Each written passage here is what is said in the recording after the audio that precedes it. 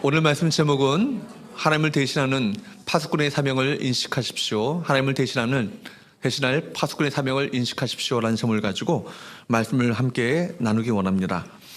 하나님께서 에스겔을 부르시며 그에게 하나님을 대신하는 파수꾼의 사명을 부여하십니다. 사명을 부여하시면서 가장 먼저 하신 것이 뭐예요? 입을 벌리라 말씀하시면서 두 마리를 먹으라 말씀하시죠. 하나님의 말씀을 먹는 것이 우선이라는 것입니다. 사명을 감당하기 위해서 하나님의 말씀을 먹고 이 말씀을 내면화시키며 속사람을 말씀으로 채우는 것, 그래서 그 말씀이 나를 살리는 생명의 말씀으로 경험되어지는 것, 이것이 우선이라는 얘기죠. 이 말씀을 받고 나서 그에게 주어지는 사명을 감당하게 되는 것입니다. 그러므로 먼저 에스겔서 메시지는 하나님의 말씀을 먹으라 말씀하시죠. 근데 여기서 멈추는 것이 아니라, 더 나아가 여기서 멈추는 것이 아니라 말씀을 먹고 어떻게 하라고요? 전하라 말씀합니다. 전하라 말씀하시면서 우리에게 뭐라고 말씀하시냐면 하나님을 대신하는 파수꾼이라고 우리의 사명을 일컬어 주십니다. 여러분, 은혜 받았다는 것은 뭡니까? 먼저 말씀을 먹는 이유가 뭐예요? 말씀이 우리 가운데 말씀을 먹고 그 말씀을 전하기 위해서 말씀을 먼저 우리 가운데 주신 거예요. 은혜 받았다는 것은 무엇입니까? 은혜를 받은 우리가 은혜를 흘려보내기 위해서 은혜를 먼저 받은 거예요. 내가 다른 사람들보다 뭔가 다른 축복을 받았다라고 한다는 것은 그 축복이 나에게만 머무는 것이 아니라 축복이 나로부터 흘러가기 위해서 축복을 흘려보내기 위해서 우리에게 축복 허락하시고 은혜를 허락하시는 것입니다. 사랑하는 여러분, 우리 모두가 말씀의 통로가 되어지고 은혜의 통로가 되어지고 축복의 통로가 되어지기를 축복합니다. 오늘 본문의 말씀을 통해서 세 가지 영적 교훈을 함께 나누기 원하는데요. 첫 번째, 따라할까요? 우리는 하나님을 대신하는 파수꾼이다. 우리는 하나님을 대신하는 파수꾼이라는 것입니다. 하나님의 말씀이 가득한 두루마리를 먹었습니다. 그 말씀의 그 단맛을 느꼈습니다. 그럼에도 불구하고 에스겔은 여전히 두려움 가운데 주저하고 있었습니다. 가라 말하는데 순종하지 못하는 거예요. 가기는 가야겠는데 주저하고 있는 것이죠. 그래서 여전히 사명을 감당하기에 주저하고 있는 에스겔에게 찾아오셔서 또 4절 말씀에 보니까 하나님께 또 뭐라고 말씀하셔요? 시작. 그가 또 내게 이르시되 인자야 이스라엘 족속에게 가서 내 말로 그들에게 고하라. 주저하고 있는 에스겔을 설득하다시피 다시금 또 말씀하시는 거예요. 가서 내 백성에게 전하라 말씀하셨습니다. 그리고 7일이 지났는데도 불구하고 여전히 에스겔이 안 가고 있는 거예요. 그래서 또 다시 말씀하십니다. 뭐라고 말씀하시냐면 위대한 사명을 부여하시면서 그에게 전할 것을 명령하십니다. 17절 말씀을 보도록 할까요? 시작. 인자야 내가 너를 이스라엘 족속의 파수꾼으로 세웠으니 너는 내 입의 말을 듣고 나를 대신하여 그들을 깨우치라. 하나님께서 에스겔을 부르실 때 제사장으로 부르지 않으시고 선자로 명령하지 않으시며 뭐라고 말씀하십니까? 파수꾼으로 부르셨다라고 말씀하십니다. 이스라엘 민족의 파수꾼으로 세우셨다는 얘기죠. 파수꾼, 워치맨입니다. 그러니까 백성들이 자고 있을 때에도 적군이 다가오는 위험을 누구보다 먼저 감지하고 백성들에게 위험을 전하고 그 경고하는 그 사명을 감당하는 이가 누굽니까? 파수꾼이죠. 그들의 눈과 귀는 백성들의 생명을 책임지는 위치 가운데 있는 것입니다. 무엇보다도 에스겔서에 있어서 파수꾼은요, 경고자의 의미만 있는 것이 아닙니다. 그런 하나님의 음성을 듣고 그 하나님의 들은 말씀을 가지고 그 말씀을 사람들에게 대신 전하는 사명이 있는 자가 파수꾼이죠. 17절 하반절 말씀에 보면 너는 내 입의 말을 듣고 누구를 대신하여? 나를 대신하여 그들을 깨우치라. 나가 누구예요? 하나님이시죠. 하나님을 대신하여 그들을 깨우치라 말씀하십니다. 이 말씀의 핵심이죠. 이 말은 에스겔을 하나님을 대신할 대언자로 세우셨다는 얘기예요. 대신하여 말씀을 전할 자로 세우셨다는 겁니다. 에스겔이 그 말씀을 전하지 않는다면, 사명이 전하지 않는다면, 감당하지 않는다면 하나님의 말씀이 그들에게 전해질 수가 없다는 얘기 아니겠어요?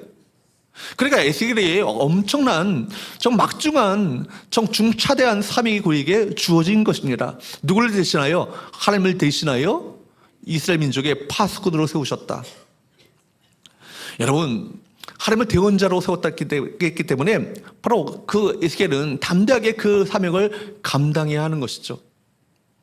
여러분, 그래서 바울도 고린도후서 5장 20절 말씀에 보면 이렇게 자기 자신에 대해서 이렇게 말씀하고 있습니다. 한번 읽어보도록 할까요? 시작. 그러므로 우리가 그리스도를 대신하여 사신이 되어 하나님이 우리를 통하여 너희를 권면하신 것 같이 그리스도를 대신하여 간청하노니 너희는 하나님과 화목하라. 지금 바울이요, 고린도 교회의 성도들에게 하나님과 화목하라 말을 전하는데 이거 내 말이다 라고 말하지 않고 뭐라고 말합니까? 우리가 그리스도를 대신하여 사신이 되어 하나님께서 그리스도를 대신하여 권면하신 것처럼, 우리를 대신하여 권면하신 것처럼 그리스도를 대신하여 내가 간청하노니 너희가 하나님과 화목하라는 거예요. 그러니까 하나님과 화목하라 이 메시지는 내 말이 아니고 누구의 말이라고요? 하나님의 말이라고요. 그리스도의 말이라고요. 하나님을 대신하여 그리스도를 대신하여 내가 이 말을 전한다고 말씀하고 있는 거예요. 그러니까 여러분, 여기서 사신이 되었다, 그리스도를 대신하여 사신이 되었다. 사신이 뭡니까? 앰베서더죠. 그죠? 대사입니다. 그러니까 대사라는 것은 뭡니까? 본국에서 파송받은 그 대사로서 그 사명을 감당하는 것 아니겠어요? 내 말을 하는 것이 아니라 파송한 그 나라의 그 임무를 대신하여 그 일을 감당하는 거예요. 이번에 미국 특사로 가신 분들 많이 고생을 하셨죠? 관세 협상으로 수고하셨던 특사들은 자기 자신을 위해서 일하지 않고 대한민국의 국익을 위해서 밤낮으로 일하는 것입니다. 그리고 그들이 말하려고 하는 것은 자신의 생각을 말하는 것이 아니라 뭐예요? 대한민국의 이익을 위해서, 대한민국의 어떤 그 이익을 대변하여서 그것을 대변하는 것 아니겠습니까? 본국에서 말하라고 하는 것을 충실하게 대변하는 것입니다. 그리고 자신이 대한민국을 대표한 자이며 대한민국의 대통령의 그 권한을 위임받아 그 사명을 감당한다는 것을 누구보다 잘 아는 사람이 누굽니까? 이번에 특사들입니다. 마찬가지죠. 우리가 그리스도의 대사입니다. 그리스도의 대사라는 것은 누구를 대신하여 우리가 사역을 하는 거예요? 그리스도를 대신하여 우리가 사역을 하는 거예요. 여러분, 하나님께서 우리를 하나님을 대신할 파수꾼으로 우리를 세우셨습니다. 그렇다면 우리가 이 파수꾼을 사명을 감당하는 것은 누구를 대신하여 이 사명을 감당하는 거예요? 하나님을 대신하여 이 사명을 감당하는 거예요. 우리 안에 이 세대를 향하여서 하나님을 대신하여 서 있는 자라고 하는 분명한 정체성과 사명이 우리 심령 가운데 분명히 박혀 있다면 우리 마음 가운데 담대함과 확신이 터져나오는 것이죠. 하나님을 대신하여 우리가 하나님을 대리자로서 이 사명을 감당한다고 할 때는요, 이에는 당연히 여기에는 엄청난 권세와 영광과 상급이 약속되어 있는 거예요. 하나님을 대신한다라는 이 말씀을 한 주간 계속 묵상했습니다. 그 묵상하는 가운데 제 가슴이 뜨거워진 것을 경험하게 되었어요. 왜냐하면 이 말 속에는 하나님의 영광과 권위와 영광과 또 그분이 주시는 상급이 약속되어 있고 보장되어 있는 명령이기 때문입니다. 그러므로 내가 어디든지 우리는 하나님의 대표자다, 하나님의 대리인이자 또 하나님의 대언자다라는 이 정체성과 확신을 가지고 살아가는 것 너무나도 중요한 것이죠. 내가 서 있는 자리에서 하나님의 뜻을 선포하는 사람인데 내가 아니면 이 뜻이 선포될 수 없다. 내가 아니면 하나님의 말씀이 전파될 수 없다. 내가 아니면 이 하나님의 은혜가 흘러갈 수 없다는 이 사실을 분명히 깨닫고 여러분, 우리에게 주어진 사명을 감당하는 우리 모든 성도들 될 수 있기를 주보로 축복합니다. 두 번째로 따라할까요? 하나님을 대신하여 사람들을 깨우치라. 하나님을 대신하여 사람들을 깨우치라는 것입니다. 파수꾼의 사명은 뭐예요? 깨우치는 것입니다. 누굴 대신하여? 하나님을 대신하여 백성들을 깨우치라. 이 사명이 그에게 부여된 거예요. 그래서 17절 말씀을 다시 한번 보도록 합니다. 시작. 인자야, 내가 너를 이스라엘 족속의 파수꾼으로 세웠으니 너는 내 입의 말을 듣고 나를 대신하여 그들을 깨우치라. 하나님께서는 파수꾼에게 아주 분명한 명령을 내리십니다. 그건 뭐냐면 깨우치는 것이다. 나를 대신하여 그들을 깨우쳐야 한다. 깨우친다는 이 바로 히브리어 자하르라는 말은 경고하다, 깨우친다, 돌이킨다, 지시한다, 이런 의미를 갖고 있는 말이에요. 그러니까 파수꾼의 사명은 무엇입니까? 사람들의 마음에 하나님의 말씀을 전함으로 말미암아 그들을 깨우치고 돌이키게 하고 주 앞에 돌아오게 만드는 그 경고하여 그들을 깨우치고 돌이키게 만드는 그 사명이 그에게 주어졌다는 것입니다. 여러분, 이 사명만 있는 것이 아니라 18절 19절 말씀에 뒤에 보면 아주 충격적이고 엄중한 우리 말씀을, 경고의 말씀을, 하나님께서 이 말씀을 덧붙이고 계십니다. 뭐라고 말씀합니까? 18절 말씀을 먼저 보도록 할까요? 18절 시작. 가령 내가 악인에게 말하기를 너는 꼭 죽으리라 할 때에 내가 깨우치지 아니하거나 말로 악인에게 일러서 그의 악한 길을 떠나 생명을 구원하게 하지 아니하면 그 악인은 그의 죄악 중에서 죽으려니와 내가 그의 피값을 내 손에서 찾을 것이고. 이어서 말씀하시는 말씀이 뭐예요? 에스겔이 하나님의 말씀을 받았는데, 말씀을 전파하라는 이 사명을 받았는데 악인에게 경고하지 않거나 또 악한 길에서 떠나 생명을 구하는 일에 힘쓰지 않는다면 어떻게 된다고요? 그 악한 자는요, 그 악한 죄로 말미암아 그 사람은 그거로 말미암아 죽게 되겠지만 그 핏값을 누구에게 찾겠다? 너에게서 찾겠다. 경고의 말을 전하지 않은 내 손에서 찾을 것이고 핏값을 파수꾼에게 돌릴 것이라고 말씀하고 있습니다. 이 말씀은 정말 두려운 말씀 아니겠어요? 에스겔 당시에 많은 선자들이 있었습니다. 여러분, 그들이 죄악 가운데 있었죠? 세상의 우상과 세상 쾌락과 유혹을 따라 정말 헛된 죄악의 길을 걷고 있었습니다. 그런데 그 백성들이 죄악의 길을 걷고 있었음에도 불구하고 거짓 선자들은요, 뭐라고 선포했는지 아십니까? 하나님께서 너희들을 지키실 것이라고, 보호하실 것이라고. 찬양을 제가 비뜨는 건 아니고, 찬양은 너무 좋은 찬양인데 그 말씀만 하는 거예요. 축복하는 거라고. 축복이 너희에 임할 것이라고, 평안이 임할 것이라고. 그들에게 외쳐야 될 말씀이 뭐예요? 돌이켜야 할 것인데, 회개해야 될 것인데, 내가 돌아서야 살을 할 것인데, 이 말씀을 전해야 되는데 거짓 선자들이요, 축복의 말씀만 전하는 거예요. 평안의 메시지만 전하는 것입니다. 여러분, 이것은 하나님의 공의를 무시한 거짓 예언, 거짓 메시지였던 것이죠. 이것은 여러분 마치 병원 의사가 암에 걸렸는데, 그것도 암에 걸렸는데 암 환자에게 그냥 그대로 사시라고, 괜찮을 것이라고 위로하는 것과 마찬가지 아니겠습니까? 어떻게 합니까? 수술을 해야죠. 항암 치료를 받아야죠. 방사선 쬐서라도 그 암에서 고쳐야 되지 않겠습니까? 그런데 괜찮을 것이라고 거짓 위안을 전하는 거예요. 순간적으로 암 환자에게는 마음 가운데 위로는 되겠지만 결국 뭐예요? 죽는 길 아니겠습니까?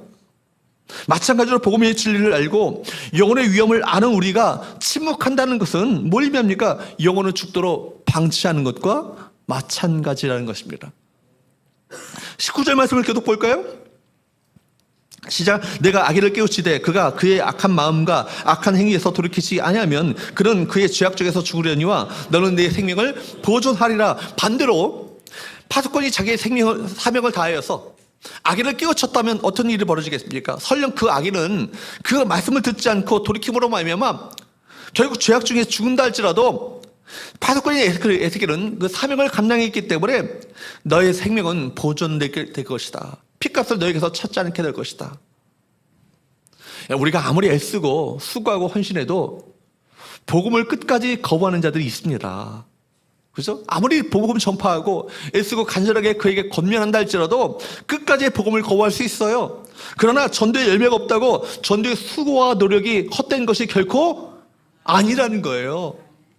그 사명을 감당한 것에 대해서 우리 주님 분명히 인정하시고 칭찬해 주시며 상급을 주실 것입니다.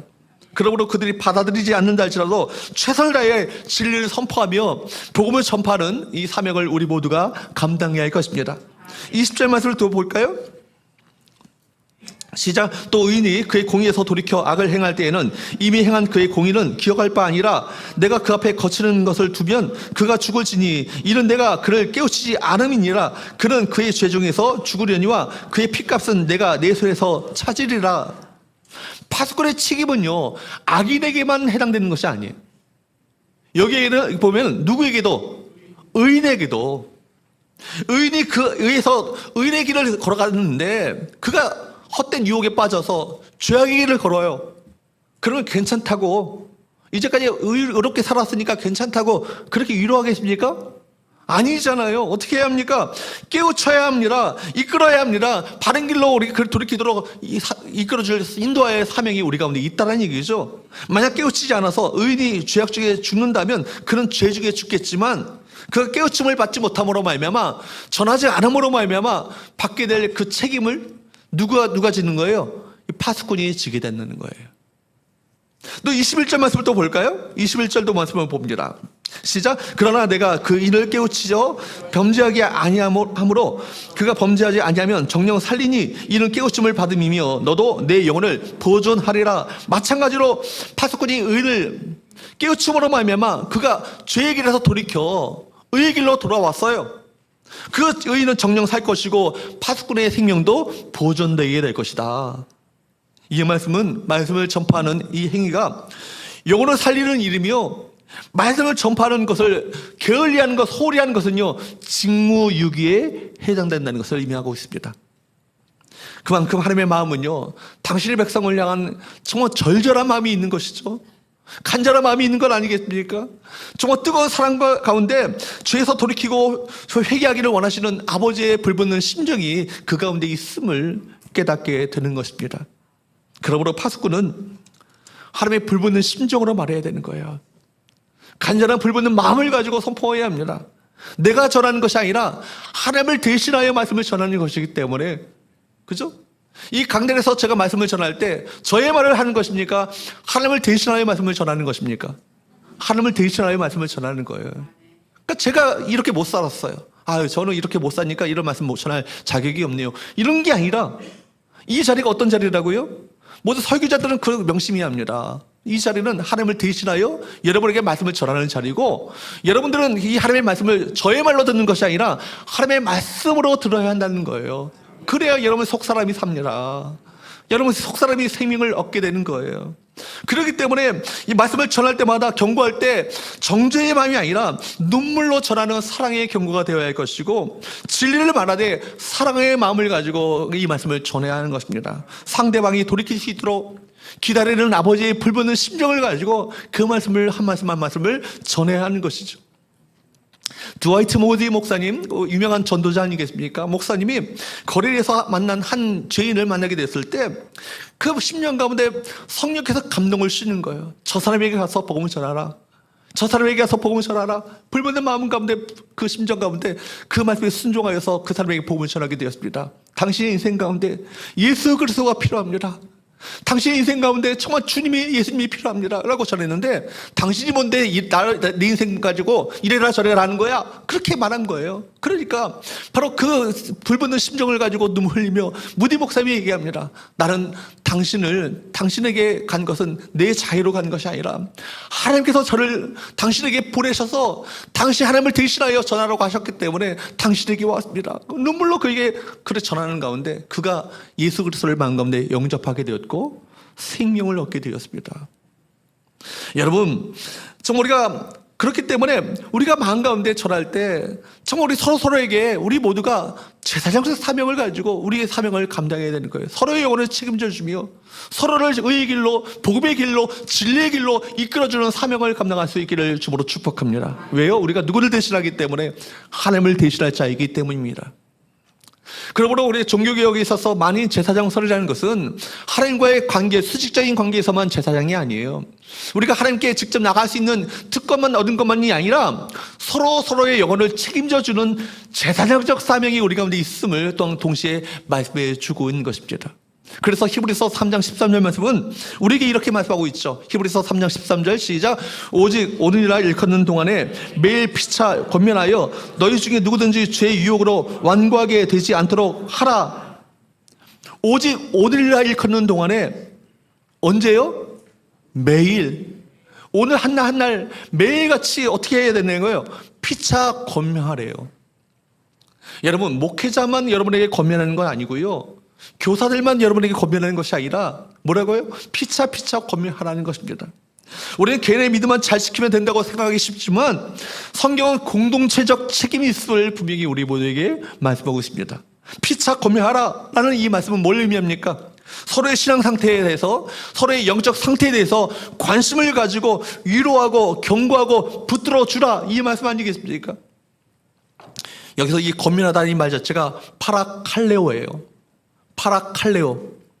파라칼레오에서 파라클레토스가 나왔습니다. 보혜사라는 말이 바로 파라클레토스라는 말이에요. 그러니까 파라칼레오라는 것은요, 단순한 충고가 아니라 옆에서 부드럽게 곁을 지켜주며 진심으로 격려하며 붙들어주며 바로 그들에게 그를 일으켜 세워주는 것, 이것이 파라칼레오 아니겠어요? 누구의 사역이에요? 보혜사 성령님의 사역이시죠.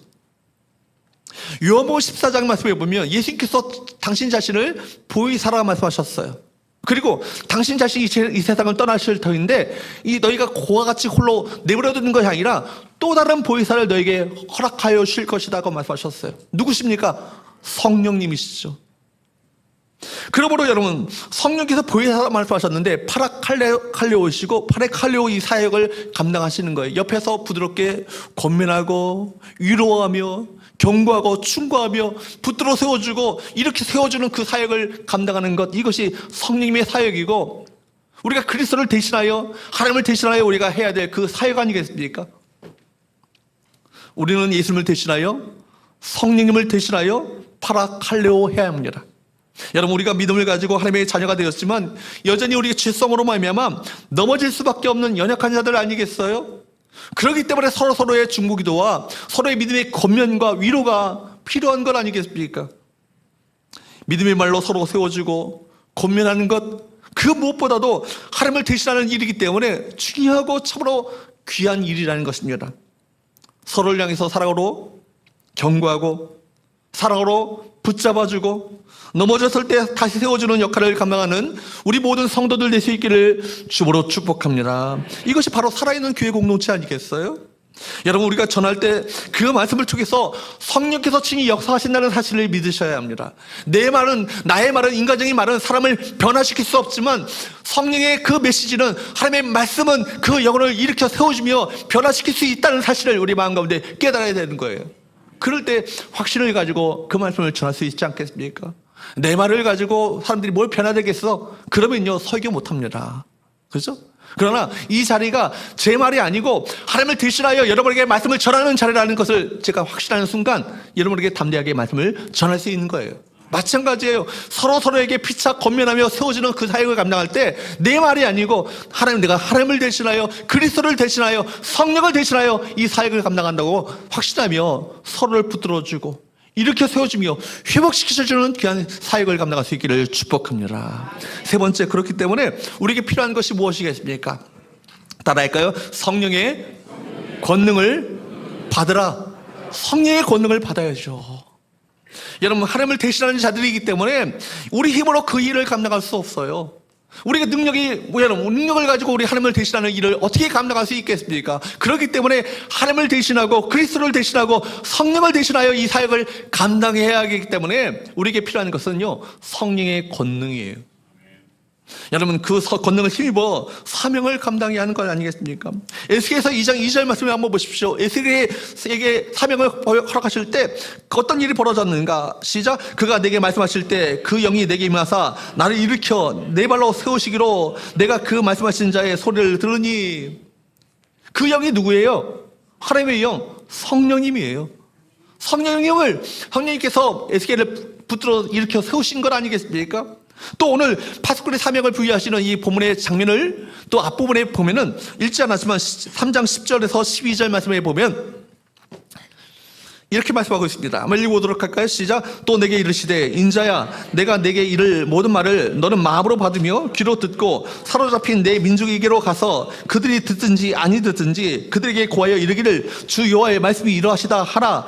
때에 주의 영이 나를 들어 올리시는데 내가 내 뒤에서 크게 울리는 소리를 들으니 찬송할지어다 여호와의 영광이 그의 처소로부터 나오는도다 하니. 때에 주의 영이 나를 들어 올리신다. 들어올리신다니 맞았죠. 히브리어로 낫사라는 말인데요, 소중한 것을 고이 품고 나르는 것을 의미합니다.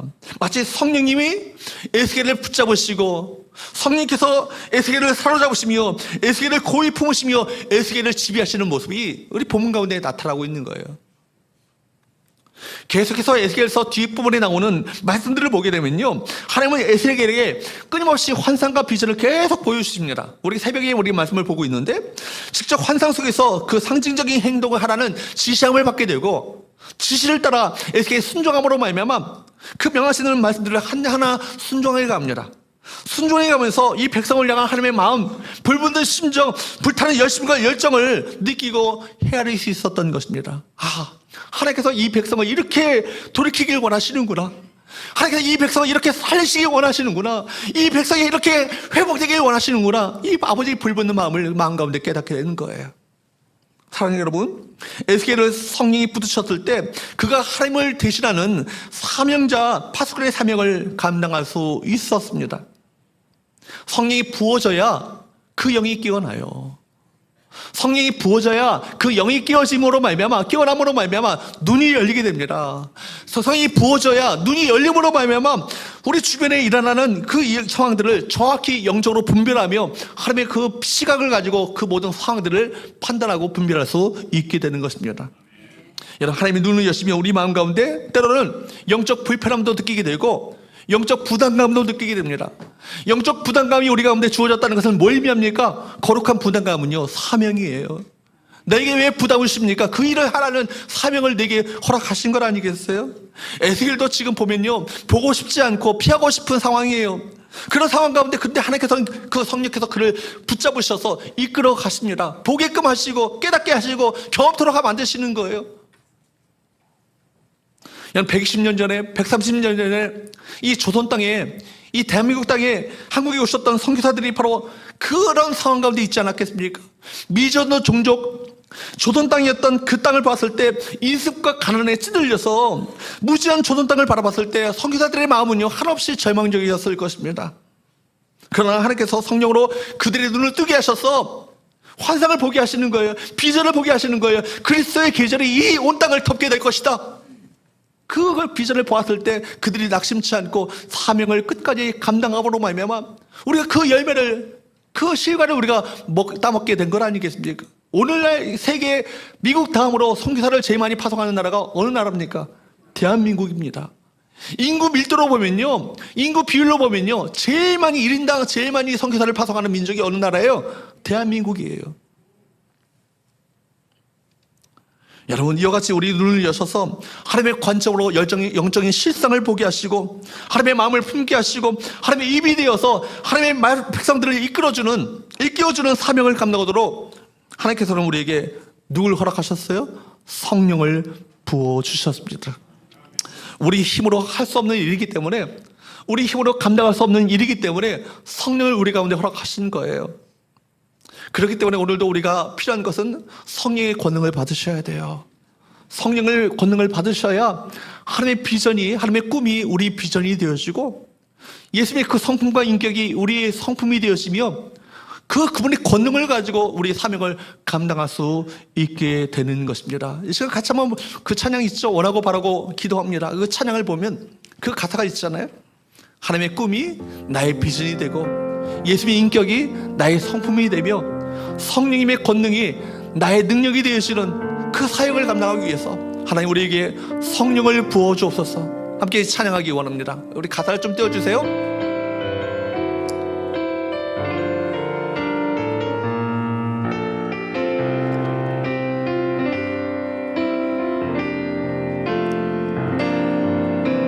이 세상을 살아가는 동안에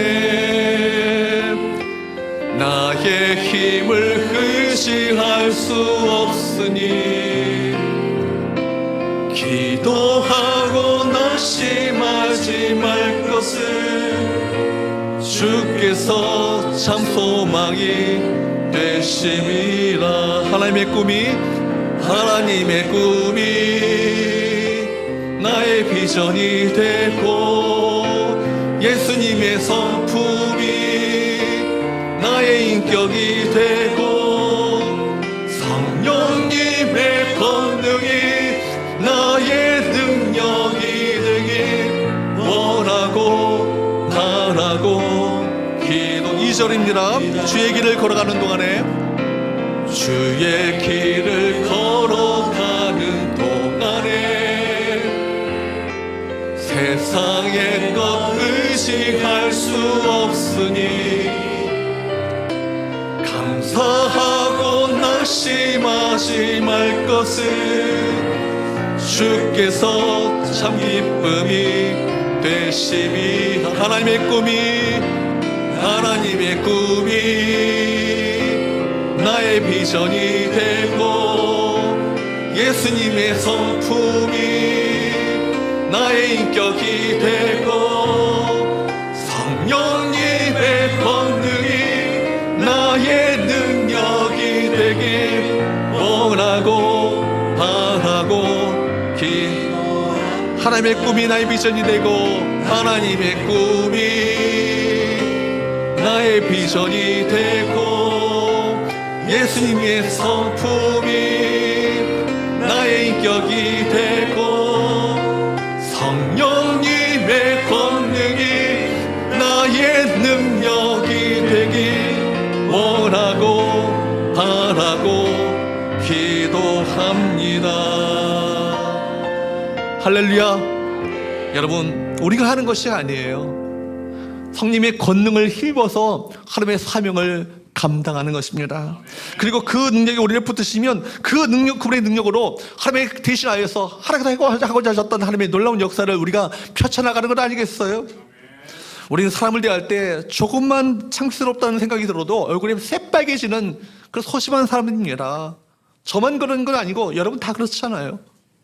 이게 소심한 사람들을 우리를 둘러서 세상을 향해서 하나님을 대신하여 사명을 감당하라, 파수꾼의 사명을 감당하라 명하시는데 우리가 우리 힘으로 어떻게 할 수 있겠어요? 우리 능력으로 어떻게 할 수 있겠어요? 그렇기 때문에 무엇이 필요합니까? 성령님의 권능이 필요하죠. 사도행전 1장 8절 말씀을 여러분 잘 아시죠? 읽어보도록 할까요? 시작. 오직 성령이 너에게 임하시면 너희가 권능을 받고 예루살렘과 온 유대와 사마리아 땅끝까지 이르러 내 증인이 되리라 하시니라. 여기 권능이 뭐예요? 여러분, 권능을 받고 증인이 된다고 말씀하셨는데 증인이라는 것은 마르투스라는 말인데 마터라는 여러분 순교자라는 말이 여기서 나온 말이에요. 초대교회 당시에 증인은 곧 순교자예요.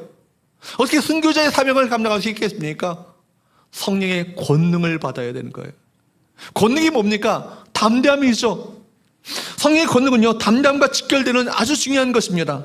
우리가 성령으로 권능을 받았습니까? 그러면 에스겔처럼 확신과 담대함이 우리 마음 가운데 생기게 되는 거예요. 사도행전 4장 말씀에 보면 예루살렘에 극심한 핍박과 박해가 임하게 됩니다. 엄청난 핍박이 폭풍이 그 예루살렘 가운데 덮치게 되죠. 그래서 많은 사람들이 감옥에 끌려가기도 하고 재산을 몰수당하기도 하고 가족들이 뿔뿔이 흩어질 수밖에 없는 그런 기가 막힌 상황 가운데 놓이게 됐어요. 그래서 이런 완전히 아수라장이 돼 있죠. 예루살렘 교회가 완전히 거의 흩어질 정도로 그런 상황 가운데 있었습니다. 그런데 이런 어려운 핍박 가운데 몇십 명의 성도들이 하나님께 간절히 기도하는 거예요. 밤낮으로 기도하는 것입니다. 밤중에 모여서 하나님께 기도하기를 어떻게 기도했는가? 사도행전 4장 29절 말씀을 보십시오. 환난의 핍박과 폭풍이 밀어닥치는 상황 가운데 그들이 기도했던 기도입니다. 시작. 주여 이제도 그들의 위협함을 굽어보시옵고 또 종도로 하여금 담대히 하나님의 말씀을 전하게 하여 주시오며. 얼마나 놀라운 기도예요. 하나님, 우리 가운데 핍박을 걷어주세요. 살려주세요. 생명을 지켜주세요. 이런 기도가 아니었다는 거예요. 뭐라고 합니까? 그들이 두려워서 하루라도 평안해지길 기도하는 것이 아니라 어떻게 기도합니까? 하나님이여, 핍박과 환난이 폭풍처럼 밀어닥치고 있습니다. 그럼에도 불구하고 이런 중에서도 저희가 조금 더 흔들림 없이 담대하게 주의 말씀을, 하나님의 진리를 전하게 하여 주옵소서. 이거 아닙니까? 이렇게 기도한 자들 얼마나 놀라운 사람들입니까? 이 기도가 끝나자마자 모인 곳이 진동하더니 무리가 다시 한번 성령으로 충만하게 됩니다. 그리고 다시 나가서 담대하게 하나님의 말씀을 전하게 되죠. 이어지는 말씀이죠. 사도행전 4장 31절 말씀을 보도록 합니다. 시작. 빌기를 당하며 모인 곳이 진동하더니 무리가 다 성령이 충만하여 담대히 하나님의 말씀을 전하니라.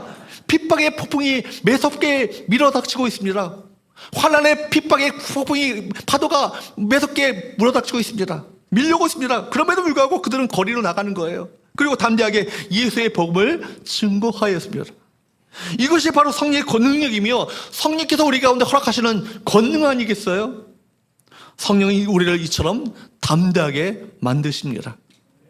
예수님을 모른다고 세 번씩이나 부인했던 베드로, 비겁한 그 베드로, 비겁하기 짝이 없는 그 베드로가 성령을 받잖아요. 사내들인 공의 앞에서 너희가 복음을 전하면 너희 스승처럼 죽게 될 것이다 위협을 받는데 뭐라고 합니까? 우리가 보고 들은 것을 말하지 않을 수 없다, 전하지 않을 수 없다라고 말합니다. 스바나 한번 보십시오. 당장 돌멩이가 날아올 수 있는 살벌한 분위기 속에서도 담대하게 복음을 전하잖아요. 환한 얼굴로 복음을 전했습니다. 사도 바울 여러분 보십시오. 총독과 왕 앞에서 죄수의 몸으로 재판을 받습니다. 죄수의 몸으로, 초라한 죄수의 몸으로 모습으로 해가지고 재판을 받고 있는데 당신들도 나와 같이 되기를 다 원한다라고 담대하게 외쳤던 바울의 모습을 한번 보십시오. 모두가 다 공통점이 뭐예요? 성령 충만함으로 말미암아 담대함이 그 심령 가운데 임하게 됐던 것이죠. 사람을 두려워하지 않았기 때문에 그들은 담대함을 가지고 복음을 증거하며 끝까지 그 사명을 감당할 수 있었던 것입니다. 오늘 우리가 살고 있는 사회는요, 기독교를 믿는다는 이유로 외적인 핍박을 받는 사회가 아닙니다. 예배드린다고 앞에 경찰들이 지키하고 나오는 사람은 족족들이 끌고 가는 그런 시대가 아니잖아요. 전도한다고 해서 생명의 위협을 느끼는 시대가 아닙니다. 신앙의 자유가 보장된 사회, 물질이 풍요한 그 사회와 문화와 문명이 발달된 사회 가운데 우리가 살고 있습니다. 그러나 아이러니한 사실은 뭔지 아십니까? 사회가 평안하고 풍요로울수록 사람들의 신앙은요, 타락하게 된다는 거예요. 여러분, 왜 그럴까요? 천국을 소망하지 않아도요, 이미 이 땅이 천국처럼 느껴지기 때문에 굳이 천국을 소망할 이유가 없는 거예요. 우리가 누리는 것이 너무 좋아. 이 세상이 너무나 살기 좋으니까 굳이 하는 나라를 갈망하지 않아도 된다는 생각이 우리 마음 가운데, 은연중에 마음 가운데 들어오게 되는 것이죠. 또한 이런 시대는요, 복음의 대적자들이 많아지게 됩니다. 교묘하게 진리를 왜곡하고 상대주의적 가치를 가지고 여러분 복음을 희석시키는 일들이 얼마나 많이 벌어지고 있습니까? 그런데 문제는 무엇입니까? 우리가 그런 세상과 충돌하기를 피한다는 거예요. 논쟁을 싫어하고 불편한 관계에 맺고 싶지 않으니까 독선적으로 보이고 싶지 않아서 복음을 담대하게 말하는 것을 주저하게 된다는 거예요. 그렇게 된다면 뭡니까? 우린 파수꾼이 아니라 침묵의 방관자가 되고 마는 것입니다. 눈은 열려 있는데 입이 닫혀 있고 진리는 알고 있는데 아무 말도 하지 않습니다. 이것은 너무나도 비극적인 일 아니겠습니까? 여러분, 기독교 시간관은요, 직선론적 시간관을 갖고 있습니다. 시작이 있다면 끝이 있어요. 끝은 언제입니까? 예수 그리스도가 이 땅 가운데 재림하시면 역사는 끝이 납니다. 역사의 주인공은 그리스도십니다. 그리스도가 이 땅 가운데 재림하시면 역사는 종말을 맞게 될 거예요. 그렇다면 역사가 끝이 난다면 그때 어떤 일이 벌어집니까? 하나님의 심판이 있어요. 그렇기 때문에 여러분, 이 세상이 끝이 온다는 말은 우리가 눈에 보이는 붙잡고 연연하며 살고 있는 이 세상은 전부가 아니라는 거예요. 세상의 종말에는 반드시 하나님의 심판이 있다는 것을 우리에게 똑똑히 일깨워주고 있습니다. 그런데 그 마지막을 모른 채 수많은 사람들이 파국을 향해서 치닫고 있지 않습니까? 이들에게 끝이 있고 심판이 있다는 것을 알려주고 이 심판이 있지만 심판 가운데 살 길이 있다. 예수 그리스도를 마음 가운데 영접하고 그분을 구원자로 모셔드리며 우리에게 천국 백성이 되어지는 놀라운 축복이 우리 가운데 있다는 것을 전하지 않는다면, 내가 입을 열어 전하지 않는다면 누가 그 말을 할까요? 내 주변의 사람들 누가 내가 전하지 않는다면 누가 그 진리를 깨닫고 그 진리 가운데 주 앞에 돌이키는 역사가 일어날 수 있겠습니까? 그 사명이 우리 가운데 있는 거예요. 우리 사명이 이 교회 가운데 있는 것입니다. 우리 서원교회 가운데 이 사명이 우리 가운데 주어진 것 아니겠습니까? 사랑하는 여러분, 오늘 우리에게 다시 영적 파수꾼으로서의 사명이 우리 가운데 주어졌음을 기억할 수 있기를 축복합니다. 무엇보다도 우리는 하나님을 대신하는 영적 파수꾼이에요. 그렇기 때문에 먼저 우리가 내게 주시는 하나님의 말씀을 단맛으로 여기며 그 말씀을 먹으셔야 돼요. 내면화시키며 속사람을 하나님의 말씀으로 채우셔야 합니다. 그리고 내게 이 말씀을 주시고 은혜를 주신 것은 말씀을 전하라는 사명이 우리 가운데 있음을 깨달아 이 사명에 순종하시는 저와 여러분 되시기를 주부로 축복합니다. 하나님을 대신하여 사명을 감당할 때 약속이 있잖아요. 주 앞에 섰을 때 칭찬과 존귀와 영광이 있다라고 베드로전서는 우리에게 분명히 말씀하고 있습니다. 여러분, 주 앞에 섰을 때 잘하였다라고, 충성된 종이라고, 네가 내 마음을 정말 알았다고, 이 불붙은 심정, 불타는 이 열정을 가지고 이 사명을 감당하더라고 칭찬받는 우리 모든 성도들 되셔서 주 앞에 칭찬과 영광과 존귀를 받게 되시는 우리 성도들, 하나님을 대신하는 영적 파수꾼들의 사명을 감당하는 우리 모두가 되시기를 주보로 축복합니다.